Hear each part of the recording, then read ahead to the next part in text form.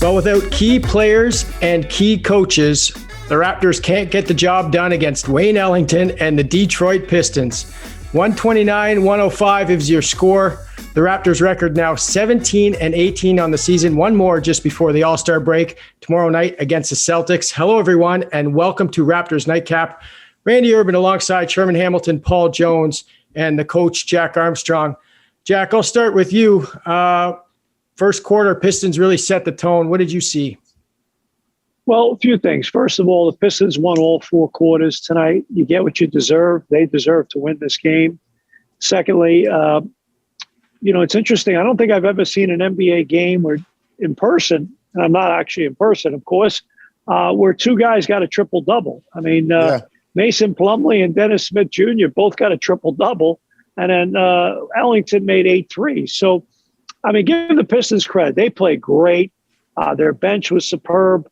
Their energy was off the charts. And the Raptors, I don't know, maybe all that's gone on here in the last few days took the wind out of their sails. But they just didn't look right, and it was one of those nights. Jonesy? They had a 13-3 start. They had a 10-point lead after the first couple minutes, and Dwayne Casey called a timeout, and I'm sure everybody thought, well, here's a team in the top half of the standings, top 5 team playing against a 9-25 squad. Yeah, it's 13-3. This could be setting the tone for the rest of the game, and it didn't.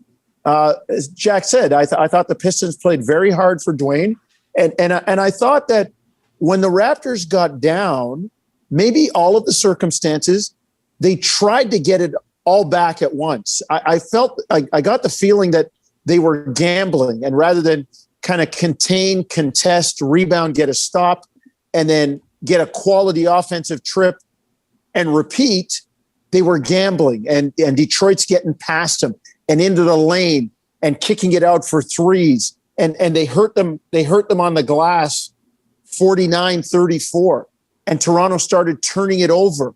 And it just kept snowballing, and there was no way to stop it because the troops weren't coming in. The bench depleted because some of those bench guys are in your starting lineup, and you're kind of looking for answers. And as Jack said, it just kind of turned into one of those nights. Sure, 129 points is a lot to give up to the Detroit Pistons. A lot to give up to anybody, but what was going on with the defensive struggles that you saw?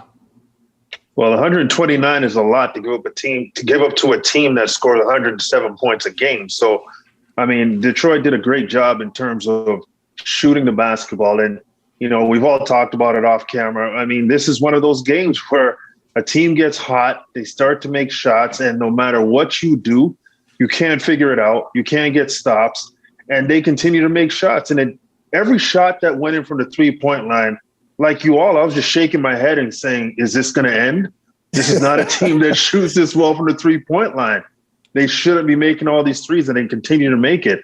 And I think defensively, every time you see that shot go in, and the further into the game it goes, your shoulders slouch that much more, and it becomes more and more difficult to push that rock up the hill. And you could see it for the Raptors. And I don't know how you guys feel, but I mean, this COVID thing is serious. And the fact that, some key guys around them, have been impacted by COVID, and you hope everybody's healthy and safe and are getting better. But that's a lot to handle emotionally. So you wonder if that came into play. But you take nothing away from Detroit. Detroit played a very good game. They outworked the Raptors. They made shots. And the Raptors just didn't have it in this matchup. Randy, I'm going to point out something that, Sherm, Jack, and we talk about all the time. If you hold a team to their average or below, you have a good chance of winning the game. Detroit is 26 in three-point percentage, at just a hair under 35, 34-7. Tonight, they shoot 49%. They, as Sherm said, they score normally 107. Tonight, they got 129. They usually make 11, 12 three-pointers a game.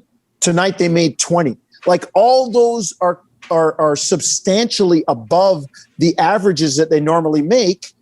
And you can't beat a team when that's happening. And to Sherm's point, and one of those nights. One of those nights. Jack, I just want to expand a little bit on what Sherm talked about with regards to COVID. And I think when we hear that it's happening, we're almost a little bit desensitized in some way to sports, just because that, most of the athletes recover and, in fact, probably all of them have recovered, but there are obviously some lingering effects. But it is still the mental toll that this will take on yourself and your family and the people that care about you. That's got to factor in somehow.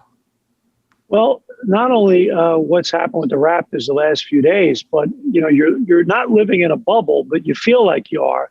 You feel like you're very restricted in terms of what you can and can't do. And I think after a while that wears on you. I mean, like in terms of what they can do when they travel on the road with the Raptors, I mean, it's very, very limited.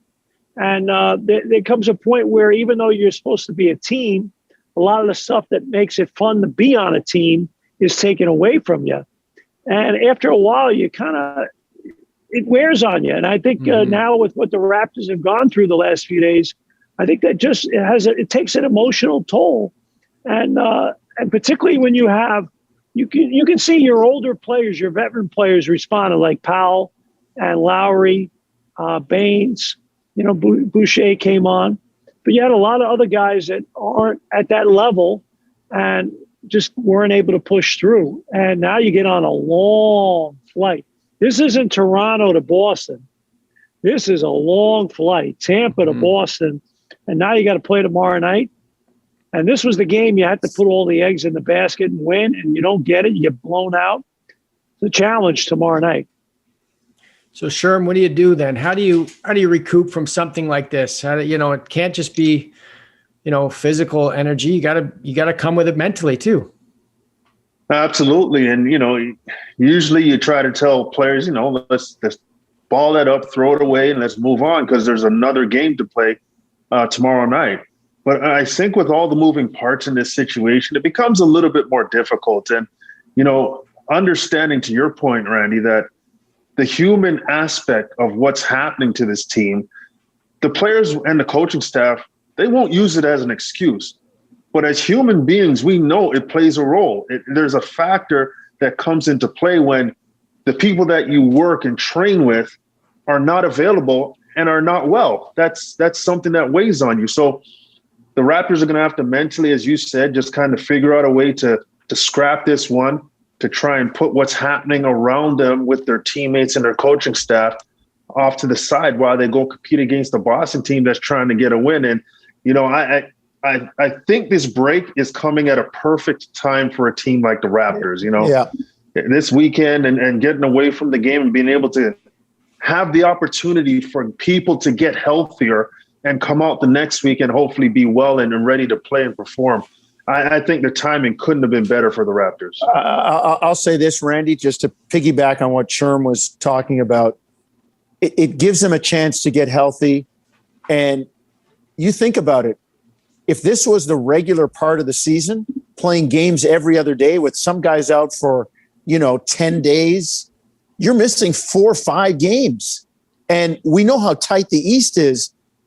You can go from 10th to 3rd by winning or 3rd to 10th by losing 3, 4 in a row. So it is a good time for the break. 1, as Sherm said, for guys to get healthy, and 2, to kind of turn the water off in the standings and try to reset for the second half. And let's face it, the second half is no joke either, because I think I counted 4 or maybe 5 or 6 times where there are 2 days between games, where there's, a game on a Friday and the next game's not till Monday. It's back-to-backs and every other. I mean, there's 14 games in 29 days in April.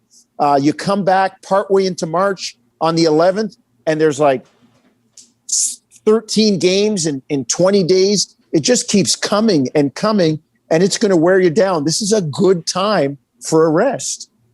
Jack? Just to tag Jonesy's point, I just want to put in perspective, as difficult as it is, my first year working with the Raptors in 98, 99 was a lockout year, Vince Carter's rookie year. We played 50 games in 90 days. We had a few stretches where we played 3 games in a row. Now that's hard. As hard as this is, That was a lot harder than this. And so my point is, as much as this is difficult, and we've gone through another lockout, I can't remember the year, 07, 08. I can't. 11 recently, Jack. 11, exactly. Yeah. 11 it was, and it was 66 games. This is difficult, but nonetheless, teams have gone through worse. Players have gone through worse. And the technology's better. The travel's better. You got to just find a way to get through it. And I agree with what Sherman Jonesy said. I mean, the break is coming at precisely the right time. Jack, I would say this to your point, though. You know, that shortened season didn't have the elements of COVID and the restrictions and all the. To me, this is just a more difficult situation from the human aspect that bleeds into the game. That's a good point. So just really quickly, under a minute to go, let's end on a positive. Norm Powell, great tonight again, Sherm. Absolutely. Norm, I said this before, the cash register is ringing for Norm, and it's ringing louder every game. He's doing a great job, and I'm just happy for the young man, because he's proving to everybody that not only can he do it, he can do it consistently. He can do it on demand. He can do it against any team that you throw in front of him. And I just love the fact that he's putting the league on notice that this is who he is. He's going to be a guy who can produce. And I really tip my hat to him. Jonesy, real quick, how do you beat Boston tomorrow? Go back to basics, and hopefully, guys have recovered mentally, and you can shut them down, play defense, and get quality trips at the offensive end. You got to stay close, Herbs, and lean them out at the end. All right. I appreciate you guys doing this. Thanks for joining me. We'll see you tomorrow night in Boston. Take care.